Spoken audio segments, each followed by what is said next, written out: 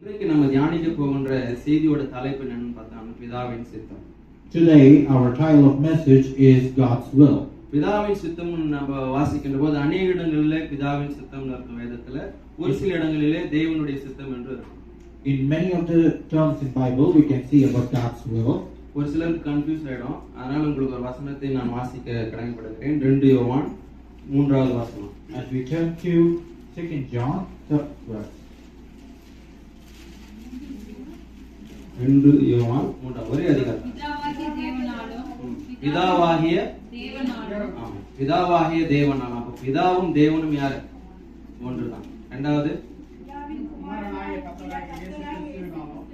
அப்போ பிதாவின் குமாரனாகிய கர்த்தராகிய இயேசு கிறிஸ்துவினாலும். அப்போ பிதா என்றாலும் தேவன் ரெண்டும் ஒண்ணுதான். அப்போ குமாரனும் கிறிஸ்துவும் ஒன்றுதான் என்பதை இந்த வசனம் நமக்கு தெளிவுபடுத்துகிறது. In this verse it clarifies that Father and Jesus are the one. அப்ப இந்த பிதாவின் சித்தத்தை குறித்து நம்ம 3 சுவிசேஷ பகுதிகளை நம்ம வாசிக்கலாம். அதுல மார்க்லயும் எழுதியிருப்பாங்க 14:36ல, லூக்கா 22:42வது வசனத்திலும் இதே வசனங்கள் தெளிவுபட்டிருக்கு. ஆனா மத்தேயுல மாத்திரம் 3 முறை இது இப்படி ஜெபித்தார் என்று தெளிவாக எழுதி வைத்திருக்கார். We can see this phrase in Luke as well as Mark, but in Matthew it specifically reasons that he prayed it 3 times. அப்ப நம்ம பார்க்க வேண்டிய ஒரு காரியம், அப்ப இயேசு கிறிஸ்து எல்லாமே பிதாவின் சித்தத்தின்படி தான் செய்து முடித்தாரா என்று நம்ம பார்க்கணும். What we are going to see is that Jesus Christ did according to the will of God. இன்றைக்கு அவர் ஜெபிக்கின்ற போது ஒரு காரியம் சொன்னாரு, என் சித்தம் இல்ல அவர் சித்தம் தான் நிறைவேறணும்னு ஜெபிக்கிறார். As he was praying, he said, "It's not my will, but the will of God." ஆனா இன்றைக்கு அநேக நம்ம ஜெபித்து கொண்டிருக்கிறோம், நம்முடைய சித்தம் நடைபெறணும்னு சொல்லிட்டு அவர்கிட்ட ஜெபிச்சோம். In many times we pray that we should be fulfilled with our will. அப்ப ஜெபத்துல நம்ம முற்று நோக்க வேண்டிய காரியம்னா, நம்ம கேட்கின்ற காரியங்கள் பிதாவின் சித்தத்துக்கு ஏற்ற விதமா இருக்கிறதானா உடனே நமக்கு பதில் கிடைக்கும். What is important in prayer is that our will is aligned with God. அப்ப இயேசு கிறிஸ்துவோட வாழ்க்கையில ஒவ்வொன்றுமே எல்லாமே எப்படி பிதாவின் சித்தத்தோடு நடந்தது என்பதை நாம் பார்க்கலாம். Today we're going to see how everything was aligned with the will of God. யோவான் எழுதின சுவிசேஷம் 5வது அதிகாரம் 30வது வசனத்தை வாசிக்கலாம். In the Gospel of John, 5th chapter. நான் என்ன ஒன்றும் செய்கிறதில்லை, நான் கேட்கிறபடியே நியாயம் தீர்க்கிறேன். எனக்கு சித்தமானதை நான் தேடாமல் என்னை அனுப்பின பிதாவுக்கு சித்தமானதை நான் தேடுகிறபடியால் என் தீர்ப்பு நீதியாய். அல்லேலூயா. அப்ப இந்த இடத்துல வசனம் தெளிவாய் சொல்லுது, இயேசு கிறிஸ்துவை யார் அனுப்புனதா? அதான வாசனம். ஏன் அவ்வளவு பிடிக்கிறோம்? அப்ப இயேசு கிறிஸ்துவை அனுப்பினதே பிதாதான் இல்லையா? அவருடைய சித்தத்தின் பிரகாரம் இயேசு கிறிஸ்து இந்த உலகத்திற்கு வந்தார். So Jesus Christ came according to the will of God and he did according to the will of God. ஆமா, கர்த்தர் அவரை முன்குறித்திருக்கிறார். பிதாவானவர் முன்குறித்து தன் குமாரனை இந்த உலகத்திற்கு அவர் அனுப்பி வைத்தார். Because he has destined, he had made him to come to this earth. இதே யோவான் எழுதின சுவிசேஷம் 6வது அதிகாரம் 38வது வசனத்தில் நாம் வாசிக்கின்ற போது, என் சித்தத்தின்படி அல்ல, என்னை அனுப்பினவருடைய சித்தத்தின்படி செய்யவே நான் வானத்திலிருந்து இறங்கி வந்தேன். அல்லேலூயா. அப்போ இவர் யாருடைய சித்தத்தை செய்வதற்காக வானத்திலிருந்து இறங்கி வந்தாரு? அததான் நம்ம கூட பாடலா என்ன பண்ணுவோம், ஏழை மனுவர் எடுத்து இயேசுராஜன் எங்க வந்தார்? இங்க வந்தார். அல்லேலூயா. That's why in verse 38 it says he has not come to do his own will, but the will of God who sent him. அப்போ இந்த இடத்துல கர்த்தர் ஒரு தெளிவான நோக்கத்தோடு தன் குமாரனை அனுப்பி வைத்திருக்கிறார். So here God has correctly sent his son. அந்த குமாரனை அனுப்பி வைத்தது குமாரனுடைய வேலைகளை செய்து முடிக்கல, பிதாவுடைய வேலைகளை செய்து முடிப்பதற்காக அவர் அனுப்பி வைத்தார். To send the son, it was not to do his will, but the will of Father God. ஏன்னா இததான் அவர் தெளிவா சொல்றாரு, என் சித்தப்படியில என் அனுப்பியோட சித்தத்தின்படி செய்யவே நான் வந்திருக்கிறேன். அப்ப அவருக்குன்னு ஒரு வேலை கிடையாது. அவர் வேலை செய்யும்படி அனுப்பிய பிதாவுடைய வேலைகளை செய்யத்தான் இயேசு கிறிஸ்து குமாரனாய் இந்த உலகத்திற்கு வந்திருக்கிறார். Jesus didn't have his own will, but he came to do the will of the Father. அப்ப இந்த உலகத்துக்கு வந்த அந்த குமாரன் அவர் என்ன தொடர்ந்து செய்கின்ற காரியத்தை பார்க்கின்ற போது, இதே யோவான் எழுதின சுவிசேஷம் 4வது அதிகாரம் 34வது வசனத்தில் நாம் எப்படியா வாசிக்கலாம். நான் என்ன அனுப்பினவருடைய சித்தத்தின்படி செய்து அவருடைய கிரியை முடிப்பது என்னுடைய போஜனமாக இருக்கிறது. அல்லேலூயா. இன்றைக்கு ஒரு அனுப்பிச்சாச்சு. அப்ப அவர் வாழ்க்கையில நடக்கணும்னா இன்றைக்கு நம்ம அன்றாட தேவைக்கு 3 அத்தியாவசியம் இல்லையா? உணவு, உடை, உறைவிடம். அப்போ அவருக்கு அந்த உணவாக இருப்பதே பிதாவின் சித்தம் தான் என்பதை இந்த இடத்துல அவர் தெளிவுபடுத்துகிறார். Even though we have 3 basic necessities in his life, that one necessity is food and it was the will of God. ஆனா இன்னைக்கு நம்ம நம்முடைய சுய தேவைகளுக்காக, நம்முடைய காரியங்களுக்காக ஓடிட்டு இருக்கோம், அன்றாட தேவைகள். But still we run for what we need in our life. நம்ம காலையில எழுந்தது நமக்கு இது கிடைக்காத அது கிடைக்காத இந்த காரியங்களுக்காக நம்ம ஜெபித்துக் கொண்டிருக்கோம். We always pray, will I not get this or that for everything that we pray? ஆனா இப்படியான ஒரு இக்கட்டான சூழ்நிலையில அக்கம் பக்கம் எல்லா நீங்க வென்ஸ்டே நைட் பாத்தீங்கன்னா ப்ரேயர் ஸ்டார்ட் பண்ண முன்னாடி எங்க அக்கா கிட்ட வந்து மெசேஜ், எங்க ஃப்ரெண்டு கிட்ட மெசேஜ், எல்லாம் என்னன்னா அங்க இருக்கிற அந்த வார்னிங் மெசேஜ் தொடர்ந்து அனுப்பிச்சிட்டே இருக்காங்க. And we were praying on Wednesday, we got messages from different people that they received a warning sign. அப்ப நம்மள இந்த இடத்துல கர்த்தர் சமாதானத்தோட வைத்திருக்கிறார்னா அவருக்குன்னு ஒரு திட்டம் இருக்கு. If at all God has kept us peacefully here, then God has some plan. அந்த திட்டம் தான் தேவனுடைய சித்தம். And that plan is the will of God. அந்த சித்தம் என்ன இருக்குது நம்ம ஒரு நாளும் நம்ம கேட்பதும் தெரியாது, அதுக்கு பிரயாசப்படுவதும் கிடையாது. And most of the time we don't listen to that will, and nor we do according to that. ஆனா இந்த இடத்துல இயேசு கிறிஸ்து பாருங்க வந்து அருளியா சொல்றாரு, அவருடைய கிரியையை செய்து முடிப்பதே என்னுடைய போஜனமா இருக்குது. That's why Jesus said, I came to this world and that is a food for me to do His will. அப்போ அந்த கிரியைகளை செய்வது தன்னுடைய போஜனமா இருக்குதுன்னா அப்போ எந்த அளவுக்கு பிதாவுக்கு உண்டான கணத்தை அவர் செலுத்துகிறார் என்பதை நான் பார்க்கிறேன். His acts were the will of God and it was a food to Him. அதே 1 கொரிந்தியர் 12:18 நம்ம வாசிக்கின்ற பிரகாரம் In 1 Corinthians 12:18, தமது சித்தத்தின்படியே அவயங்களை ஒவ்வொன்றையும் சரீரத்திலே வைத்தார். ஆமென், ஹல்லேலூயா. அவருடைய திட்டத்தின்படி அவைகள் ஒன்றொன்று என்ன பண்ணாராம்? சரீரத்தை வைத்தார். ஹல்லேலூயா. hallelujah. According to His will, the parts of the body was created.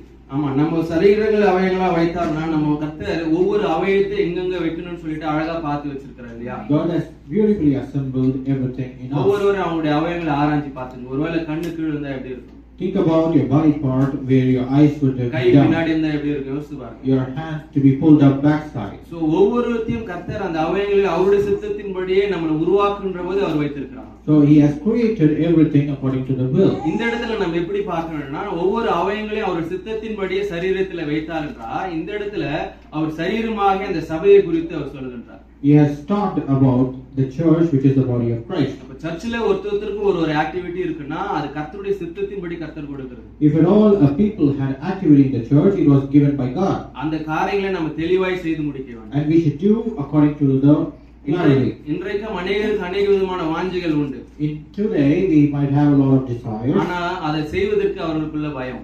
but when we need to do, we get fear. ஒரு சில நாட்களுக்கு முன்பதாக துவக்க ஜெபிக்கணும்னு சொல்லிட்டு வாங்கி இருக்கு, ஆனா ஜெபிக்கிறது எனக்கு பயமா இருக்குதுன்னு சொன்னாங்க. நம்ம சொன்ன ஒரே ஒரு வார்த்தை, நீங்க ஜெபிக்க போறது கர்த்தரிடத்துல, அதனால நீங்க தைரியமா ஜெபிங்கன்னு சொன்னோம். Even some had the worry to pray, and we still confess that they should pray in a normal way. நம்ம சகோதரர் ஒருத்தர் அவங்க தந்தைக்காக ஜெபித்த போது தங்கை சுகமானார், வந்துட்டு சர்ச்செல்லாம் முடிஞ்சிட்டு வந்து சொன்னார், ஏன் சாட்சி சொல்லணும்னா எனக்கு பயமா இருக்கு. And one of our brothers said that my father was healed, but he didn't testify because of his fear. கர்த்தருக்காக ஏதாவது ஒன்று செய்யணும்னா நம்ம தைரியமாய் செய்ய வேண்டும். When we need to do something for God, we need to do with courage. அதனால தான் எந்தெந்த அவயங்கள் என்னென்ன வேலை செய்யும்பதை கர்த்தர் அறிந்து அந்தந்த இடத்துல சரியாய் வச்சிருக்கார். And that's why he knew where to put which part, and he did according to it. தொடர்ந்து பார்க்கின்ற போது இயேசு கிறிஸ்து சொல்கின்றார், மத்தேயு எழுதின சுவிசேஷம் 12வது அதிகாரம் 50வது வசனத்துல, As we read continuously, we can see in Matthew 5:12. என் பிதாவின் சித்தத்தின்படி செய்கிறவன் எவனோ அவனே எனக்கு சகோதரனும் சகோதரியும் தாயுமாய் இருக்கிறான் என்றார். அல்லேலூயா. அவர் அனுப்பினது அவருடைய சித்தம், அவர் வாழ்ந்து கொண்டிருந்த தேவையான போஜனம் அவருடைய சித்தம். தொடர்ந்து பார்க்கின்ற போது அவருடைய அவயங்கள் எல்லாமே அவருடைய சித்தம். இன்னைக்கு என்ன சொல்றாரு, எனக்கு ஒரு உறவு வேணும். இந்த உலகத்துல நான் தனியா வாழ்ந்துட முடியாது இல்லையா, நமக்கு ஒரு உறவு வேணும், நம்ம பழகுவதற்கு ஒரு இடம் தேவை, நம்ம நண்பர்கள் தேவை. அப்போ அந்த மாதிரி இருக்கின்ற போது சகோதர சகோதரி யாரா பாக்குறான்னா, என் பிதாவின் சித்தத்தின்படி யார் செய்யறானோ அவன் தான் என்னோட சகோதர சகோதரி. He says that those who does the will of God, he is the only brother and sister of mine. கொஞ்சம் நம்ம நல்லா யோசிச்சு பார்க்கணும். நம்ம கூட இருக்கிற ஃப்ரெண்ட்ஸ் இல்ல நமக்கு இருக்கிற உறவுகள், நமக்கு இருக்கிற சகோதரங்கள் எப்படி இருக்கான்னு நம்ம ஆராய்ந்து பார்க்கணும். We should think how our relatives or our friends are with us. ஒருவேளை அவங்க பிதாவின் சித்தத்தின்படி தான் செய்யறாங்களா அப்படின்னு நம்ம ஆராய்ந்து பார்க்கணும். Are they really doing according to the will of God? அப்ப அந்த பிதாவின் சித்தத்தின்படி செய்யலன்னா, இந்த வசனம் நமக்கு தெளிவுபடுத்துதுன்னா அவங்களையும் பிதாவின் சித்தத்தின்படி செய்ய நம்ம அவங்களை தகுதிப்படுத்துவர்களாய் What மாற்றணும். the Bible clarifies is that we should also encourage them to do according to the will of God. அவருடைய அந்த உறவுகள் கூட பாரு, இயேசு கிறிஸ்து எப்படியாய் பிதாவின் சித்தத்துக்கு முக்கியத்துவம் கொடுக்கிறார் என்ற வசனம் நமக்கு வெளிப்படுது. Even the relationship shows how we should give priority to God. இன்னைக்கு நம்ம காரியம் வேணும்னா எப்படியாச்சும் ஒரு பெரியவரை போயிட்டு எப்படியாச்சும் அவர்கிட்ட ஒரு ரிலேஷன் வச்சு நம்ம தேவைகளை சந்தித்துக் கொள்ளலாம் நம்ம பார்க்கிறோம். If we need something, we just go to people for references. ஆனா தன் சகோதரா இருந்து இருக்கணும்னா கூட அவங்க எனக்கு பிதாவின் சித்தத்தை செய்கிறவளா தான் இருக்கணும்னு சொல்லி இயேசு கிறிஸ்து சொல்றார். Jesus says that even if they are brother and sister, they should also do the will of God. அல்லேலூயா. தொடர்ந்து நம்ம வாசிக்கின்ற போது மத்தேயு எழுதின சுவிசேஷம் 18வது அதிகாரம் 14வது வசனத்தை நம்ம வாசிக்கலாம். As you read in Matthew 15:14. 18:14. இந்த சிறியரில் ஒருவனாகிலும் கெட்டுப் போவது பரலோகத்தில் இருக்கிற உங்கள் பிதாவின் சித்தம் அல்ல. அல்லேலூயா. அப்போ ஒருவரும் இந்த வாழ்நாட்கள் நம்ம வாழ்ந்து இருக்கின்ற போது கெட்டு போவது கூட அவருடைய சித்தம் கிடையாது. When we live in this earth, it was not the will of God to rot away. ஆமா, நம்ம கெட்டு போவது கூட பிதாவுடைய சித்தம் கிடையாது. ஏன்னா உருவாக்குனது யார்? அவரு. He has created and He don't want you to let you rot. நம்ம எப்படி கெட்டு போகிறோம்? நம்ம அவனவன் தன் சொன்ன இச்சையினால சிக்குண்டு பாவத்துல போய் மாட்டிக்கொண்டு நம்ம கெட்டு போகிறோம். You get to sin and you rot yourself. அது பிதாவின் சித்தம் அல்ல. And that is not the will of God. அவர் சொல்றாரு, அநேக அடைக்கலான் குருவிகளை பார்க்கல நீங்க விசேஷித்தவராக இருக்கிறீங்கன்னு சொல்றாரு. He's made you special more than all the birds. அப்ப அந்த அடைக்கலான் குருவியே கீழே விழுவதற்கு பிதாவின் சித்தம் கிடையாது. So it was not the will of God that you should fall down. அப்ப நம்ம மட்டும் இதை நல்லா உற்று நோக்க வேண்டிய காரியம்னா பிதா எந்த அளவுக்கு நம்மளை நேசிக்கிறான்னு நம்ம யோசிக்கணும். What you should learn is that how much God loves you. அந்த அடைக்கலான் குருவி கீழே கூட அவருக்கு சித்தம் கிடையாது. Even if the bird not to fall down, அதை விட வெளியேற பெற்ற நாம அவருக்கு விசேஷித்தவர்களாக காணப்படுகிறோம். you are more precious than that bird. இப்படி ஒவ்வொரு காரியத்திலும் ஒரு பார்த்து பிதாவுடைய சித்தத்தை இயேசு கிறிஸ்து அழகாய் தெளிவாய் செய்து So he வருகிறார். has beautifully designed by searching everything to do according to the will of God. அதனால தான் இப்படி எல்லாவற்றையும் அவரால் செய்து முடிக்க முடியும் என்பது அவர் நிதானித்ததுனால தான் அந்த நேரத்துல கூட எப்படியாச்சும் இந்த பாடுகள் என்னை விட்டு நீங்கி போகாதுன்னு சொல்லிட்டு 3 முறை அவர் என்ன பண்றாரு? அந்த இடத்துல ஜெபிக்கின்றவராய் நாம் பார்க்கிறோம். And that is why he prayed like this in such a way that the cup will not go away from him. அப்ப ஒவ்வொரு முறையும் அவர் ஜெபிக்கின்ற போது எனக்கு பதில் வந்துருமான்னு அவர் யோசித்து பார்த்திருப்பார். Each time when he prayed, he was thinking whether the answer will come from God. ஆனாலும் அவருக்குள்ள ஒன்று ஞாபகப்படுத்திட்டே இருப்போம், நான் பிதாவுடைய கிரியைகளை செய்து முடிக்கத்தான் நான் வந்திருக்கேன். But still something was bothering him that he came to do will of God. ஏன்னா என் அனுப்பினவர் வானத்திலிருந்து அனுப்பினவர் என் பிதா, அதனால அவருடைய சித்தத்தை நான் நிறைவாய் செய்து முடிக்க வேண்டும் என்று அவர் தன்னை ஒப்பு கொடுத்தார். So as he was submitting himself to do the will of God. அதனாலதான் பவுல் அழகா எழுதாரு, தன் மரண பரியந்தம் தன்னை என்ன பண்றார்? அவரு தாழ்த்துகின்றவராய். That's why Paul says he humbled himself even to the death. ஒரு அடிமையின் ரூபம் எடுத்து அவர் என்ன பண்றார்? தன்னை தாழ்த்துகின்றார். He had humbled himself to take the slave's agony. அப்போ அவருடைய ஜெபங்கள் இந்த இடத்துல நல்லா பார்க்கின்ற போது அவரை எப்படியாச்சும் இருந்து போன ஒரு வியாகுலப்பட்ட ஒரு மனிதருக்குண்டான வியாகுலம் வந்தாலும் அவர் கர்த்தரை தேற்றுவார் என்று அவர் என்ன பண்றாரு? இது பண்ணதுனால தான் லூக்கா சுவிசேஷத்துல அழகா போட்டிருப்பாங்க, அவர் ஜெபித்து முடித்த உடனே லூக்கா 22:43 வசனம் சொல்லுது, அப்போது வானத்திலிருந்து ஒரு தூதன் தோன்றி அவரை பலப்படுத்தினான்.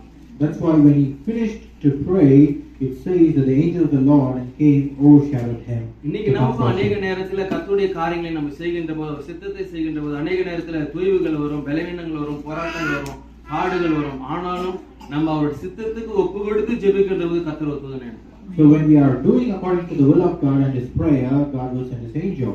அந்த சித்தத்துக்கு நான் ஒப்பு கொடுத்து நான் செய்கிறேன்னு ஜெபிக்கின்ற போது வரும். இல்ல இந்த இடத்துல நான் பிரதானப்படுத்தி நான் செய்கிறேன்னு நினைக்கும் போது நம்ம ஜெபித்து கொண்டேதான் இருக்கணும், பதில் வராது. When we do according to the will of God and submit, then the angel will come. But when you are adamant to your prayers, then no one will answer. அந்த இடத்துல தூதன் அவரை பலப்படுத்தினால கர்த்தர் நமக்காய் ஜெயமாய் சிலுவையில அவரை ஒப்பு கொடுத்தார். That day, since the angel of the Lord strengthened him, he began to have the victory for us. அதுவும் பிதாவின் சித்தம் என்பதை கலாத்தியர் 1:4 நாம் வாசிக்கிறோம். And that is also the will of God according to Galatians. வாசிங்க. கலாத்தியர் 1:4. Galatians 1:4. அவர் நம்மை இப்பொழுது இருக்கிற பொல்லாத பிரபஞ்சத்தினின்று விடுவிக்கும்படி நம்முடைய பிதாவாகிய தேவனுடைய சித்தத்தின்படியே நம்முடைய பாவங்களுக்காக தம்மை தாமே ஒப்புக் கொடுத்தார். அல்லேலூயா. அப்போ இந்த பொல்லாத பிரபஞ்சத்திலிருந்து நம்மை விடுவிக்கும்படியாய், So in order to deliver us from this evil world, நம்முடைய பிதாவாகிய தேவனுடைய சித்தத்தின்படியே நம்முடைய பாவங்களுக்காக தம்மை தாமே அவர் ஒப்பு கொடுத்தார் என்று வசனம் he சொல்லுது. delivered himself so that he will do according to the will of God to deliver us from sins. அப்ப யோசிச்சு பாருங்க, இயேசு கிறிஸ்து தேவனுடைய சாயலா இருந்து அந்த சிங்காசனத்துல அவங்க மூவரும் ஒருவராய் வானத்துல இருந்திருந்தார். If Jesus was in triunity in the throne of God, பிதா ஒரு காரியத்தை செய்யும்படி அவரை வானத்திலிருந்து அனுப்பி வைக்கிறார். if Father sent him to do a will according to Jesus, அவருடைய கிரியைகளை செய்து முடிக்க அவர் அனுப்பி if வைக்கிறார். he sends him to do the work of God, அப்போ அவர் கிரியைகளை செய்கின்ற போது தனக்கு பலவீனங்கள் வருகின்ற போது அவர் என்ன பண்றாரு? அவருடைய சித்தத்தை செய்வது எனக்கு போஜனமா இருக்கிறது என்று அவர் பலப்படுத்திக் கொள்கிறார். even when he gets weak, he takes the food of will of God to strengthen. இந்த உலகத்துல வாழ்வதற்கு உறவுகள் தேவை. அந்த உறவுகளும் பிதாவின் சித்தத்தின்படி செய்கிறவர்களாய் ஒரு உறவுகளை அவர் ஏற்படுத்தி He also made relationships according to the will of God. அப்ப அந்த காரியத்தை செய்து முடிப்பதற்கு தன்னை ஒப்பு கொடுப்பதற்கு முன்பதாக அவருடைய சித்தத்துக்கு ஒப்பு கொடுக்கிறார். So before he was able to do everything, he was able to deliver himself to the will of God. அது மாத்திரமல்ல, தன்னுடைய பலியாகவே கொடுத்து நம்முடைய பாவங்களுக்காக அவர் ஒப்பு கொடுத்திருக்கிறார். So he had made himself as a sacrifice to deliver us from sin according to the will of God. அப்போ நம்ம ஆராய்ந்து பார்க்கின்ற காரியம், நம்ம பிறந்தது கர்த்தருடைய சித்தம். We are born because of the will of God. அப்ப அவருக்குன்னு ஒரு சித்தம் நம்ம மேல வைத்திருக்கிறார், ஒவ்வொரு மேலும். If God has kept a will according to his plan, அவரை பிரதிபலித்து வாழ்கின்ற ஒரு வாழ்க்கை நம்ம வாழ்கின்றோமா நம்ம ஆராய்ந்து பார்க்கணும். if we are here to impersonate his life, இன்னைக்கு நம்ம செய்கின்ற எல்லா காரியங்களும் அவருடைய சித்தத்தின்படி தான் நம்ம செய்து வாழ்ந்து கொண்டிருக்கிறோமா நம்ம ஆராய்ந்து பார்க்கணும். are we really doing according to the will of அது God? வேலை ஸ்தலமா இருக்கலாம், It might be the இல்ல workplace, குடும்பமா இருக்கலாம், a family, இல்ல நம்ம வாழ்கின்ற சமுதாயமா இருக்கலாம், an atmosphere where you இல்ல surround. எப்பேற்பட்ட சூழலா இருக்கலாம். அந்த சூழல பிதாவின் சித்தத்தை நம்ம அறிந்து வாழ்கின்றோமா இதை நம்ம பார்க்கணும். Whatever situation it might be, are you doing the will of God in your situations? அப்படி ஒரு சுத்தத்தின்படி நம்ம அறிந்து வாழ்கின்ற போது இயேசு கிறிஸ்துவை போல நாம் மற்றவர்களுக்கு பிரதிபலிப்பாய் வாழும். So we should impersonate like Jesus Christ when we live like that. அப்போ மரணம் பரியந்தம் அவர் பிதாவின் சித்தத்தை முடித்து விட்டார் நம்ம பார்த்தோம்னா அது இல்ல. தொடர்ந்தும் அவர் என்ன பண்றாரு? பிதாவின் சித்தத்தை நாம் எப்படியெல்லாம் செய்து முடிக்க வேண்டும் என்று சொல்கிறார். So not only till death, he was able to confess how and all we can follow the will of God. எபிரேயர் 9:10 வாசிக்கலாம். In Hebrews 1:10, 10வது அதிகாரம் 9:10.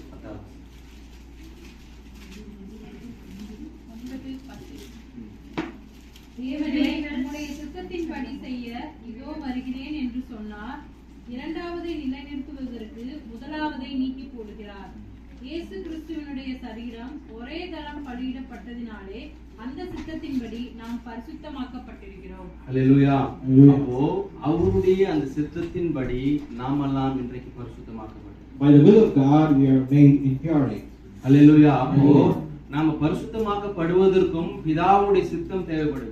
So even for us to be holy, it was needed that the will of God be இன்னைக்கு there. நீங்களும் நாமும் இந்த இடத்துல உட்கார்ந்து அவரை பிதாகுமாரன் பரிசுத்த ஆவியினால ஞானஸ்நானம் பெற்றுக்கொண்டு பரிசுத்த ஆவியினுடைய முத்திரை பெற்றுக்கொண்டோம்னால் அது பிதாவின் சித்தம்.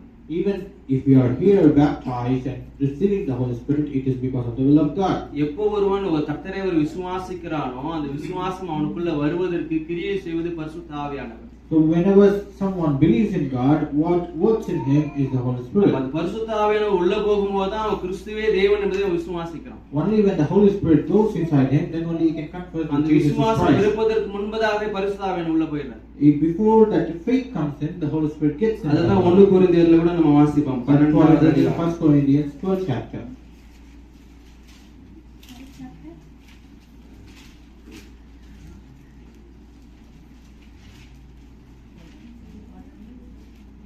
ஆமா, 3வது வசனம். தேவனுடைய ஆவியினாலே பேசுகிற எவனும் இயேசுவை சபிக்கப்பட்டவர் என்று சொல்ல மாட்டான். பரிசுத்த ஆவியானவரை அன்றி இயேசுவை கர்த்தர் என்று ஒருவனும் சொல்லக்கூடாது என்றும் உங்களுக்கு தெரியும். அல்லேலூயா. அப்ப நம்ம எல்லாம் எப்படி இயேசு கிறிஸ்துவை ஏற்றுக்கொள்கிறோம்?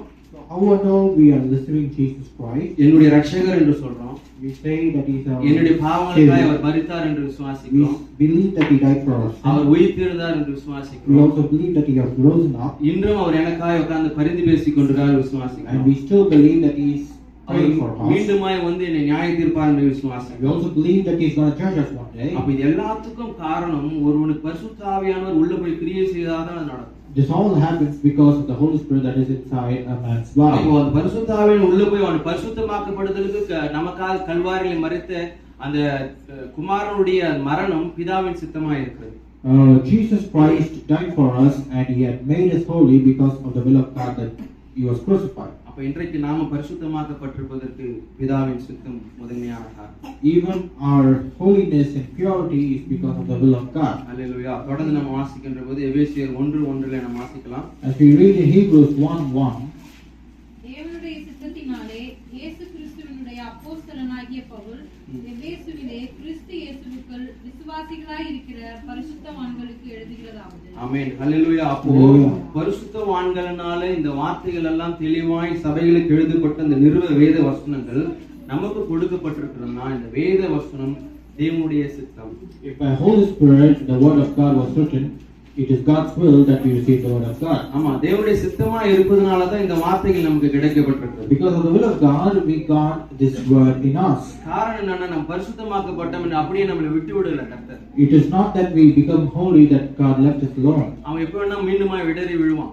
He knows that he might perish again ஏன்னா அது ஏதேன்ல நடந்தது. because it happened in Eden. தொடர்ந்து இஸ்ரவேல் வாழ்க்கையில நடந்தது. It also happened in Israel's அதனால life. அவனுக்கு தேவனுடைய வார்த்தைகளை கொடுப்பதனால அவன் என்ன பண்ணா, நான் பரிசுத்தத்திலே நான் கொண்டு செல்ல வேண்டும் என்று தேவனுடைய சித்தத்தின்படி இந்த வார்த்தைகளையும் கர்த்தர் நமக்கு கொடுத்தார். Even by the will of God, he gave this word that you might live according to the plan of God. இதுதான் 2 தீமோத்தேயு 3:16 நம்ம வாசிக்கிறோம். வேத வாக்கியங்கள் எல்லாம் தேவ ஆவியினால் அருளப்பட்டிருக்கிறது. தேவனுடைய மனுஷன் தேறினவனாகவும் எந்த நற்கிரியையும் செய்ய தகுதியுள்ளவனாக இருக்கும்படியாக அவைகள் உபதேசத்துக்கும் கடிந்து கொள்ளுதலுக்கும் சீர்திருத்தலுக்கும் நீதியை படிப்பித்தலுக்கும் பிரயோஜனம் உள்ளவைகளாய் இருக்கிறது. அல்லேலூயா. அப்போ இத்தனை பெற்ற பாக்கியத்தை நமக்கு கொடுப்பது தேவனுடைய சித்தமா இருந்தது. We always got all this deliverance according to 2 Timothy 3:12 that we get all his blessings. நம்மளை தேறினவனாய் மாற்றுவதற்கு இந்த வசனங்கள் அவசியமா இருக்கிறது. It was necessary that these verses that make us நம்ம more வாழ்க்கையில ஒரு knowledgeable. நற்கிரியை செய்வதற்கு இந்த வசனம் நமக்கு தேவைப்படுகிறது. We need to do good things, the word of God. இன்னைக்கு நம்ம பிள்ளைகளுக்கோ இல்ல நம்முடைய தெரிந்தவர்களுக்கோ உபதேசம் பண்ணுவதற்கு இந்த வசனம் நமக்கு தேவை. When we need to preach it to others, we need the word of God. அதே போல சீர்திருத்தத்திற்கும் நீதியை படிப்பித்தலுக்கும் இது நமக்கு பிரயோஜனம் It also helps in correction and to proclaim justice. அதனால தான் இந்த வசனங்கள் நமக்கு கொடுக்கப்பட்டிருக்கிறது. And that is- இதுவும் தேவனுடைய சித்தம் தான். And that is why the word of God is given to you and according to the will of God. அப்போ ஒவ்வொன்றும் கர்த்தர் நமக்காக எப்படி பிதாவை எப்படி திட்டம் பண்றாரு பாருங்க. நம்ம உட்கார்ந்து யோசிச்சுட்டு இருக்கோம், ஏதோ நம்ம இழந்தோம், நம்ம பிறந்தோம், கர்த்தர் என்ன விசுவாசர், கர்த்தர் என்ன உருவாக்கிட்டாரு, நான் ரட்சிக்கப்பட்ட ஞானசம், அப்படி இல்லை. ஒவ்வொரு காரியங்களிலும் கர்த்தர் எப்படி நம்மளை வெகுவாய் வழிநடத்தி வரோம் நம்ம ஆராய்ந்து பார்க்கணும். So we should always see how God is leading us perfectly. ஆமா, நம்ம எப்படியும் இடறி விழுந்துடக் கூடாது என்பதில் அவர் எவ்வளவு தெளிவா இருக்கிறார். He has been making sure how you should not stumble down or fall away. ஏன்னா முன்னாடி ஒரு சந்ததி அப்படிதான் நடந்தது. Because it also happened to அது the மீண்டுமா generation. இடராதபடிக்கு தான் கர்த்தர் நம்மளுக்கு வசனங்களை கொடுத்தார். And that is why in order to not stumble, he gave his word of God. நம்மளை தேறினவராய் மாற்றுவதற்காக அவர் இந்த வசனங்களை In கொடுத்திருக்கிறார். order to make us more knowledgeable. அதே போல நம்ம ரோமருக்கு எழுதின நிருப பாடம் 8வது அதிகாரம் 27வது வசனத்துல நம்ம வாசிக்கின்ற போது, As we read in Romans 8:27, ஆவியானவர் தேவனுடைய சித்தத்தின்படியே பரிசுத்தவான்களுக்காக வேண்டுதல் செய்கிறபடியால் இருதயங்கள் ஆராய்ந்து பார்க்கிறவர் ஆவியின் சிந்தை இன்னதென்று அறிவார். அல்லேலூயா. hallelujah. அப்ப ஒரு சில நேரங்கள்ல நம்ம இடறி விழுகின்ற போது, இல்ல ஒருவேளை நம்ம அவருடைய சமூகத்தில் நிக்கா இருக்கின்ற போது, என் மகனுக்காக மீண்டுமாய் ஒரு வாய்ப்பு கொடுங்கன்னு சொல்லிட்டு ஆவியானவர் அங்க பரிந்து பேசுவதும் பிதாவின் சித்தமா இருக்கு. It was the God's will that the Holy Spirit might for us according to the intercession that he makes ஏன்னா for us. முந்தின வசனத்தை வாசிக்கின்றது தெளிவாய் சொல்கிறது, நமது பலவீனங்களை நமக்கு உதவி செய்கிறார். It says that he helps in our weaknesses. நாம் ஏற்றபடி வேண்டிக் கொள்ள வேண்டியதில்லை என்று அறியாமல் இருக்கிறபடினால் ஆவியானவர் தம்மை வாக்கு கடங்காத பெருமூச்சுகளோடு நமக்காக வேண்டுதல் செய்கின்றார். Since we don't know how to pray, the Holy Spirit makes intercession for us. அப்ப அந்த ஆவியானவர் நமக்காக வேண்டுதல் செய்வதும் பிதாவுடைய சித்தமா இருக்கிறது. It was the will of God that the Holy Spirit should make intercession for us. அல்லேலூயா.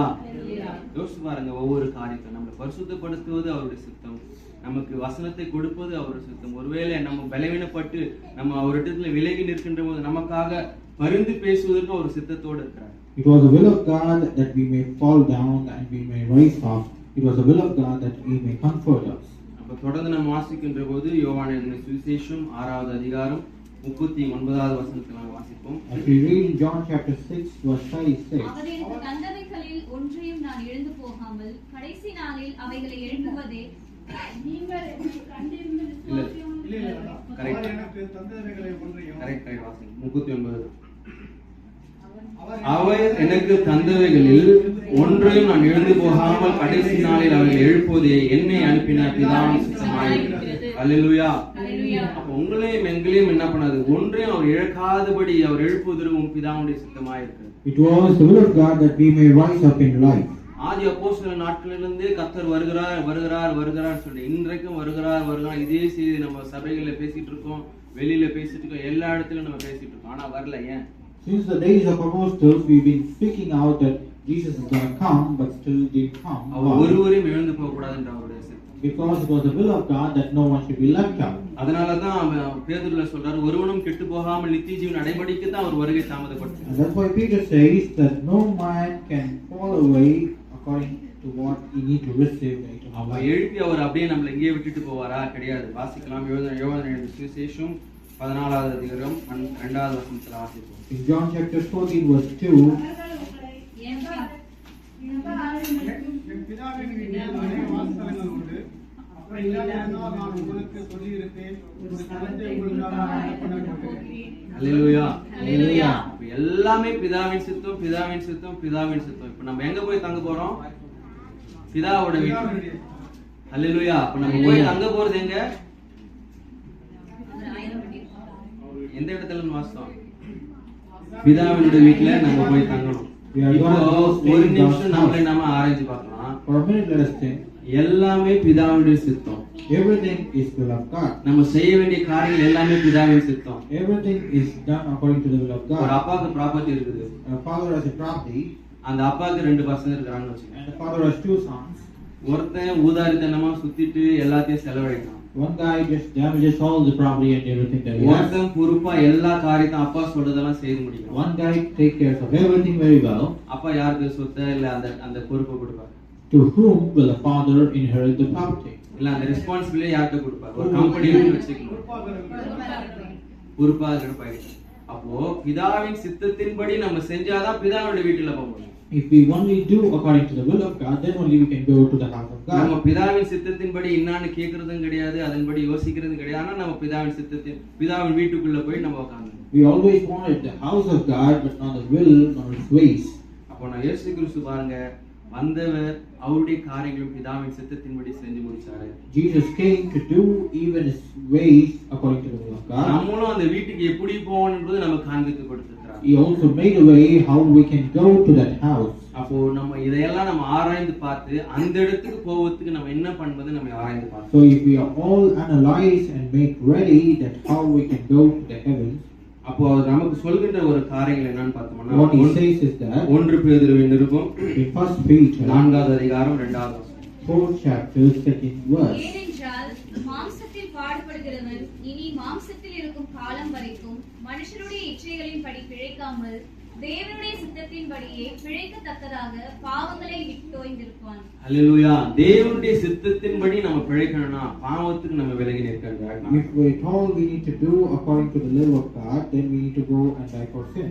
நம்ம இன்னைக்கு எல்லாருக்கும் தெரிஞ்சிடும். அந்த கலாத்துல எழுதியிருக்கும் மாம்சத்தின் கிரிகள் படிச்சிடுவோம், ஆவியின் கனிகள். இப்ப மாம்சத்தின் கிரிகள் மாத்திரம் பாவம் நினைச்சிட்டு நம்ம உட்கார்ந்துட்டு இருக்கோம். It is not that just in Galatians that we read that flesh is sin. ஆனா கர்த்தருக்கு பிரியமில்லாத காரியங்கள் அநேகம் இருக்கிறது. There is a lot of things where God So, disciplines இப்படி us. எப்ப எல்லா விதமான பாவத்துக்கு நம்ம விலகி இருப்பது பிதாவுடைய சித்தமா இருக்கிறது வசனம் நமக்கு It is the will of God that we need to be away from all the sins. அதே தான் யோவான் எழுதின சுவிசேஷம் 4:6-40 வசனம் இப்படியா சொல்கிறது, அவரிடத்தில் விசுவாசமாய் இருக்கிறவன் எவனோ அவன் நித்திய ஜீவனை அடைவதும் நான் அவனை கடைசி நாளில் எழுப்புவதும் என்னை அனுப்பினவருடைய சித்தமாய் இருக்கிறது. That's why he says that I will rise him up in the day of death. அப்ப That is இன்றைக்கு the will of God. நம்ம பாவத்திலே வாழ்ந்து கொண்டிருப்போம்னால் கடைசி நாளில் அவர் விசுவாசியாமல் இருப்போம்னால் அவர் நம்ம கடைசி நாளில் எழுப்ப முடியாத நிலைக்கு நாம் தள்ளப்படுவோம். In the end days, if we are dead for sins and we are not able to retrieve back, then how can we go with him? அப்போ நம்ம அவர் விசுவாசித்து இந்த பாவங்களுக்கு விலகி வாழ்கின்ற ஒரு வாழ்க்கையை நம்ம வாழ்வோம். When we have faith and do according to the will and we go away from sins. அதைத்தான் பிதாவானவர் விருப்பப்படுகிறார். That is what the Lord also wills. அதை 1 யோவான் 2வது அதிகாரம் 17வது வசனத்திலே வாசிக்கிறோம். As we read in 1 John 2nd chapter 12th verse. உலகமும் அதன் இச்சையும் ஒழிந்து போம், தேவனுடைய சித்தத்தின்படி செய்கிறவனோ என்றென்றைக்கும் நிலைத்திருப்பான். அல்லேலூயா. அல்லேலூயா. அப்ப இன்னைக்கு நம்ம உலகத்தை பார்த்துட்டு உலகத்துக்கு உண்டான காரியத்திலே நம்ம ஓடிக்கொண்டிருக்காதபடிக்கு தேவனுடைய சித்தம் என்ன என்பதை அறிந்து நம்ம செய்கின்ற போது நாம் என்றென்றைக்கும் நிலைத்திருக்கின்றவர்களாய் காணப்படுவோம். So according to what it goes and the world is passing by, we are here to do the will of God, not the lust of it. அப்ப நம்ம என்னைக்குமே நம்ம நிலைச்சிருக்கணும், முடிவறிந்தும் நிலைச்சிருப்போம் தானே அது ரட்சிக்கப்படுவான். Only when you stand till the end, you will be saved. அப்ப நம்ம கடைசி வரைக்கும் நிலைச்சிருக்கோம்னா பிதாவின் சித்தத்தின்படி நம்ம செய்கின்றவர்களாய் காணப்பட வேண்டும். If you need to stand still till the end, then you should do according to the will of God. இதே 1 யோவான் 5:14 வசனம் சொல்கிறது, In 1 John 5:4, நாம் எதையாகிலும் அவருடைய சித்தத்தின்படி கேட்டால் அவர் நமக்கு கொடுக்கிறார் என்பதே அவரை பற்றி நாம் கொண்டிருக்கிற தைரியம். we are hallelujah. confident that when we ask anything to Him according to the will, He hears us. அப்போ நம்ம கேட்கின்ற விண்ணப்பங்கள் அவருடைய சித்தத்தின்படி இருக்குதான்னு நம்ம ஆராய்ந்து பார்க்கணும். So when we ask something to God, we should check whether it is according to the will of God. இதான் நான் ஃபர்ஸ்ட்லயே சொன்னேன். நம்ம கேட்கறது நம்மளுடைய தேவை, நமக்கு தேவை இப்படியே நம்ம கேட்டுட்டு இருக்கோம். அதை விட்டுட்டு இந்த வேலை எனக்கு கிடைச்சிச்சுன்னா, இல்ல நான் இந்த இடத்துல நான் இந்த காரியத்துல எனக்கு ஜெயம் வந்துச்சுன்னா உம்முடைய சித்தத்தை செய்வதற்கு நான் என்ன பண்ணணும்னு ஜெபிச்சு பாருங்க. We should pray, if I get a job or anything over here, what is the will and plan that you have for me, God? ஒருவேளை அது வீடு கட்டுற விஷயமா எது வேணா இருக்கலாம். It might be anything. அவருடைய சித்தத்தின்படி அது காரியம் நிறைவேறுகின்ற போது அவருடைய நாமம் எப்படி மகிமைப்பட வேண்டும் என்று சொல்லி நீங்க ஜெபிச்சு பாருங்க, கர்த்தர் உடனே செய்வார். You will do when how you can develop the will of God and how you can develop His glory. அப்போ நம்ம செய்வதிலும் பிதாவின் சித்தம் இருக்க வேண்டும், கேட்பதிலும் பிதாவின் சித்தம் இருக்க வேண்டும். Whatever we do, we should do according to the will of God. Whatever we hear, we should hear according to the will of God. நம்ம செய்கின்ற எல்லாவற்றிலும் கர்த்தருடைய சித்தம் இருக்கும் என்பதை வசனங்கள் நமக்கு தெளிவுபடுத்திக் கொண்டே வருகிறது. And the verse has clarified how you should have the will of Him in every act that you do. தொடர்ந்து நம்ம எபேசியர் வாசிக்கின்ற போது, And if you read in Ephesians,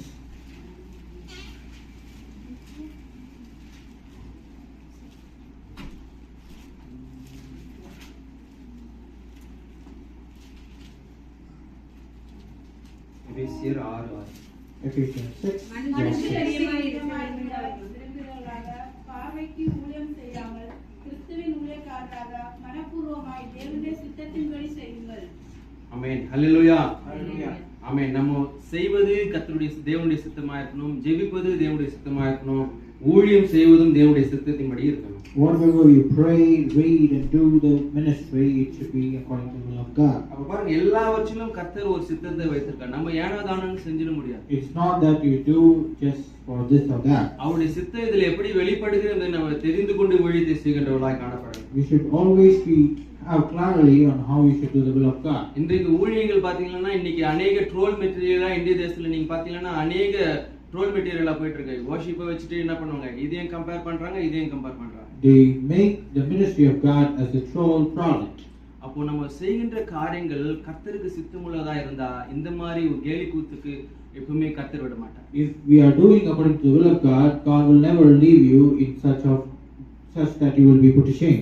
ஒரு ஆடம்பரமான லைட்டிங் போட்டு தான் நம்ம ஆராதிக்கணும்னு சொல்லிட்டு ஒரு ஊழியக்காரர் சொல்றாரு. அது ஏன்னா வெளிச்சம் ஒளி தேவன் என்பதை அவர் சொல்றாரு. One of the preachers says that we should pray and praise God in a very beautiful light because it is God. எப்படி கள்ளத்தனமா மக்களை வஞ்சித்து கொண்டிருக்காங்க ஆராய்ந்து பாருங்க. You should understand how and all they evaluate people. அதனாலதான் வசனம் சொல்லுது, எல்லாத்தையும் சோதி பார்த்து நலமானதை பற்றி கொள்ள வேண்டும் வசனம் சொல்லுது. And that's what Bible says, test everything and take what is good. அவங்க என்ன சொன்னாலும் நம்ம நம்பினு சொல்லிட்டு இல்ல, வசனம் நமக்கு முன்னாடி கையில கொடுத்திருக்காரு. It is not that whatever they say we should believe, but God has given you the word of அதுக்காக God. தான் 2 தீமோத்தேயுல வாசிக்கிட்டோம். நம்ம தீர்மானமா மாற்றுவதற்கு வசனம் இருக்கின்ற போது யாரவன் சொல்வது நம்ம பிளைண்டா நம்புறதுல நம்ம தப்பு தானே. Because if we believe blindly, it is our mistake. அதனால ஊழியங்கள் செய்வது கர்த்தருடைய பிதாவின் சித்தத்தின்படி இருப்பதா என்று நாம் ஆராய்ந்து பார்ப்போம். Even doing the ministry, whether it is God's will. அது 2 பேதுரு 1:21 வாசிக்கின்ற போது, In 2 Peter 1:21. 2 பேதுரு 1:21. தீர்க்கதரிசனமானது ஒரு காலத்திலும் மனுஷனுடைய சித்தத்தினாலே உண்டாகவில்லை. தேவனுடைய பரிசுத்த மனுஷர்கள் பரிசுத்த ஆவியினால் ஏவப்பட்டு பேசினார்கள். அல்லேலூயா. அப்போ ஒரு தீர்க்கதரிசனம் வருதுன்னா கூட அது யாருடைய சித்தமா இருக்கிறது? தேவனுடைய சித்தமா இருக்கு. அப்போ தீர்க்க தரிசனங்களை கூட நம்ம ஆராய்ந்து பார்க்கின்ற போது தேவனுடைய சித்தத்தின்படி இருக்குதா என்பதை நம்ம ஆராய்ந்து பார்க்க வேண்டும். Even the prophecy should come according to the will of God. நம்ம இன்றைக்கு நிறைய நேரங்களை நம்ம பார்க்கின்ற போது தீர்க்க தரிசனங்கள் பாத்தீங்கன்னா எப்படி ஆராய்ந்து பார்க்க என்பதை உபாகம புஸ்தகம் 18வது அதிகாரத்தை எடுங்க. அதுல 18 இருந்து 20 வரைக்கும் வாசிக்கலாம். உபாகமம் 18 வசனங்கள் 18 இருந்து 20 வரைக்கும். Deuteronomy 18 verse 18 to 20. முன்னே போல ஒரு தீர்க்கதரிசியை நான் அவர்களுக்கு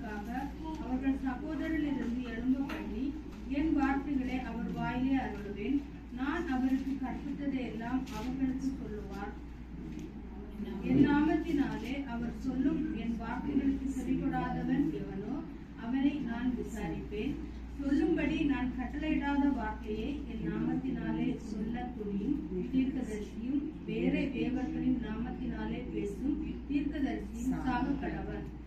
கர்த்தர் சொல்லாத வார்த்தை இன்னதென்று நான் எப்படி அறிவேன் என்று நீ உன் இருதயத்தில் சொல்வாயாகில், ஒரு தீர்க்கதரிசி கர்த்தரின் நாமத்தினாலே சொல்லும் காரியம் நடவாமலும் நிறைவேறாமலும் போனால் அது கர்த்தர் சொல்லாத வார்த்தை. அந்த தீர்க்கதரிசி அதை துணிகரத்தினால் சொன்னான், அவனுக்கு நீ பயப்பட வேண்டாம். அல்லேலூயா. இந்த வசனத்தை எத்தனை வருஷம் வாசிருப்பேன்னு தெரியாது, ஆனா வருஷத்துல ஒரு முறையாச்சும் வாசிப்போம் இல்லையா? ஒரு டைம் பைபிள் படிக்கிறவங்க. How many of you read this Bible chapter? I don't know, but those who read the Bible will have read it at least once. ஆனாலும் ஜனவரி அந்த டிசம்பர் 31ஆம் தேதி என்ன வரும்னு நம்ம ஏன் போய் உட்காந்துக்கணும்? But even today, on December 31, you are ready to get something from somewhere. என்னைக்காச்சும் யோசித்து பார்த்திருக்குமா? அவங்க போன வருஷம் சொன்னது எத்தனை நிறைவேறுச்சு? வசனம் சொல்லிச்சு இல்லையா? அது நான் சொல்லாதபடி நான் துணிகரமா சொல்றான்னு சொல்லிருக்கு இல்லையா?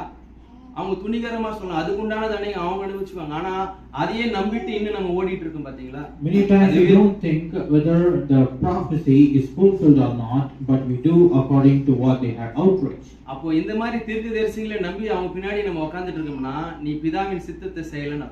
If you still believe in such kind of prophets, இப்பேற்பட்ட ஆட்களுக்கு பிதாவின் வீட்டில் இடம் இல்லைன்னா.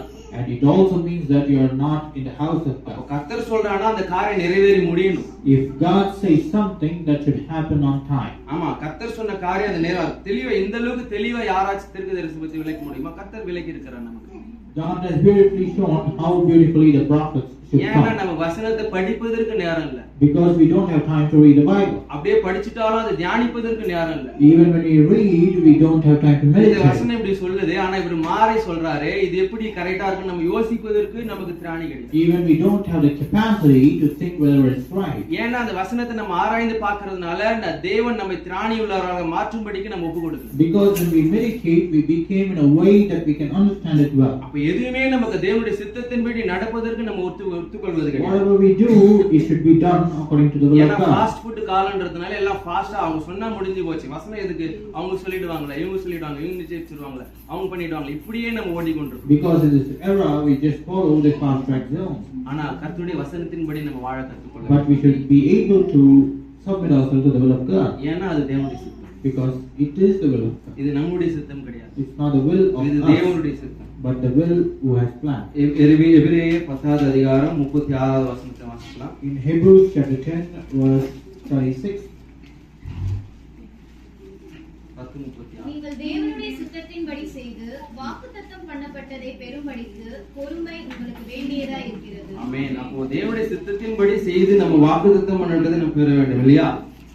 We should do the will of God and get the promises according to that word. அப்ப நமக்கு வாக்குத்தத்தம் பண்ணப்பட்டது என்னது என்பதை வாசிக்கின்ற போது 1 யோவான் 2வது அதிகாரம் 25வது வசனத்தில் தெளிவாய் சொல்லப்பட்டிருக்கிறது, நித்திய ஜீவனை அளிப்பேன் என்பதே அவர் நமக்கு செய்த வாக்குத்தத்தம். According to the book of John, it says the promise that he has made is to give you the eternal life. அப்ப அவர் நமக்கு நித்திய ஜீவன் கொடுப்பார் என்பது அவர் நமக்கு கொடுக்கப்பட்ட வாக்குத்தத்தம். The promise is that you will receive the eternal life. அப்ப அதுவும் பிதாவுடைய சித்தமா இருக்கிறது. And even that is the will of God. அப்ப அந்த நித்திய ஜீவனை நம்ம போய் அடையணும்னா நம்ம இது எல்லாத்தையும் செய்யணும். If you want to get the will of God, you should do all these things.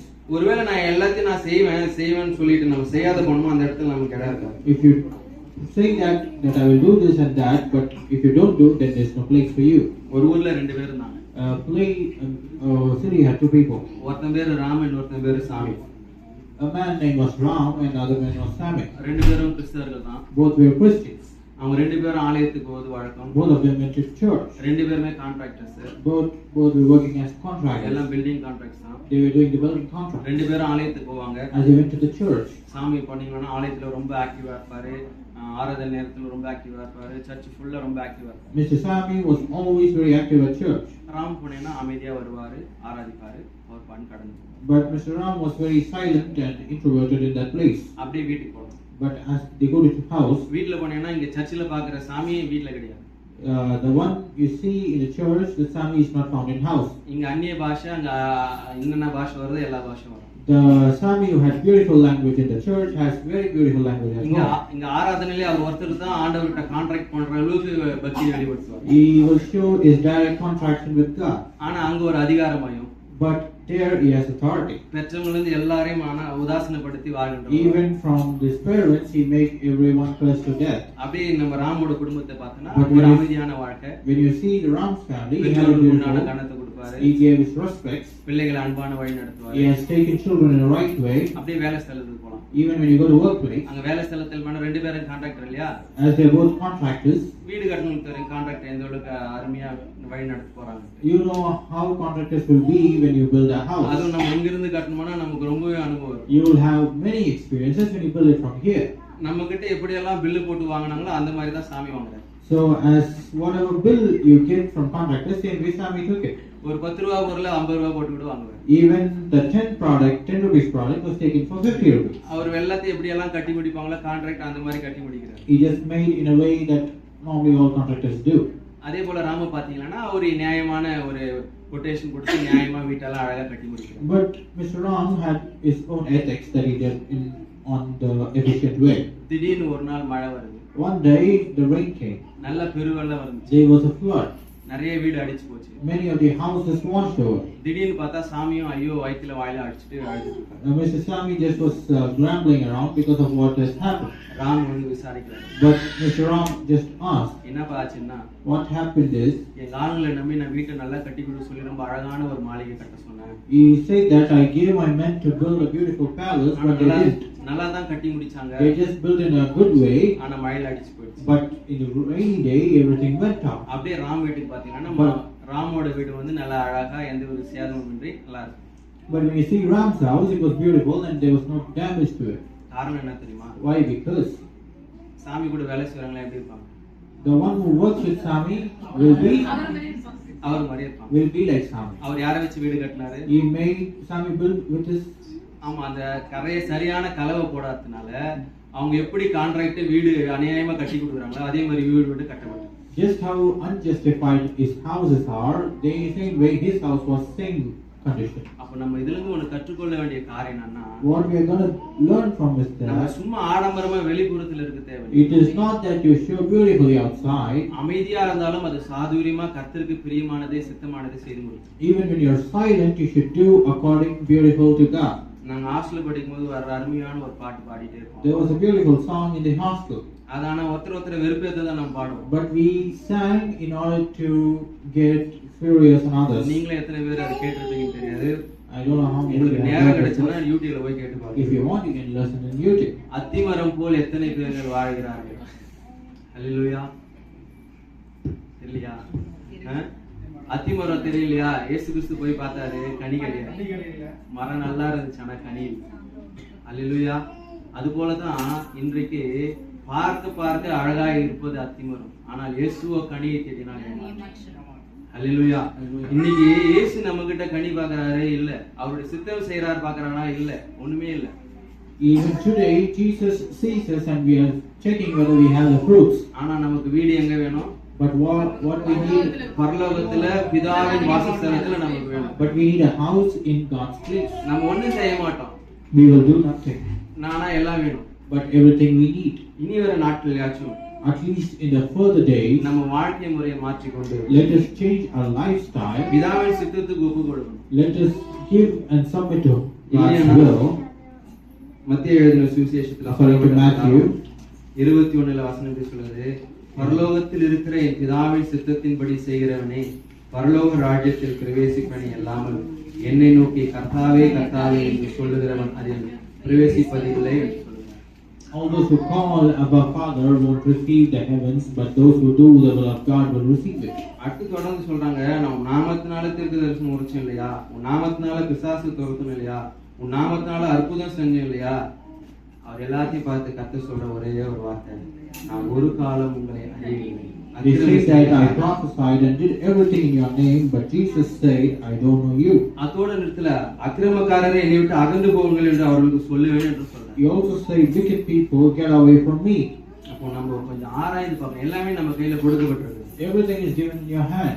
எல்லாத்தையும் கொடுக்கப்பட்டதுனால தான் நம்ம இதை ஆராய்ந்து பார்த்து இது நலமானதை பிடித்துக் கொள்ள வேண்டும் என்று நம்ம திரும்ப நம்ம சொல்றோம். We just say that you should follow what is good based on what you research on the Bible. இயேசுவோட வாழ்க்கையில எல்லாமே ஒரு அமைதியா போச்சு. In Jesus' life, everything went smoothly. அவர் வார்த்தையில சுகம்.